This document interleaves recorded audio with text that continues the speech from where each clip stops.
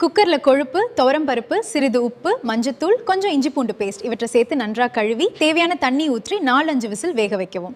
ஒரு கிண்ணத்தில் எலுமிச்சை அளவு புளி எடுத்து வெந்நீரில் ஊற வைக்கவும். ஒரு பேன்ல எண்ணெய் ஊற்றி பட்டை, கிராம்பு, பிரியாணி இலை, கருவேப்பிலை சேர்த்து தாளிக்கவும். பிறகு நறுக்கிய வெங்காயம், இஞ்சி பூண்டு பேஸ்ட் சேர்த்து பொன்னிறமாக வதக்கணும். இப்போ மிளகாய்த்தூள், மல்லித்தூள், கரம் மசாலா சேர்த்து பச்சை வாசனை போகும் வரை கிளறவும்.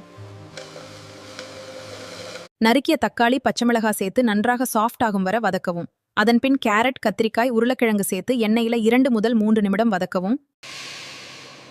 தேவையான அளவு தண்ணீர் ஊற்றி மூடி வைத்து காய்கறிகள் நன்றாக வேக விடவும். காய்கறிகள் வெந்ததும் வேக வைத்த பருப்பு மற்றும் கொழுப்பை சேர்த்து நல்லா மிக்ஸ் பண்ணுங்க. அடுத்து அதுல ஊற வைத்த புளியை கரைத்து வடிகட்டி சேர்க்கவும். அதனை 2-3 நிமிடம் சிம்மில கொதிக்க விடுங்க.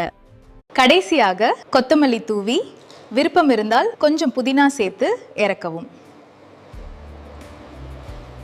நெய் சாதம், வெள்ளை சாதம், தோசை, இடியாப்பம் எதிட வச்சாலும் தாளிச்சா ரொம்ப சுவையாக இருக்கும். கண்டிப்பாக ட்ரை பண்ணி பாருங்க. தேங்க்ஸ் ஃபார் வாட்சிங். பாய்.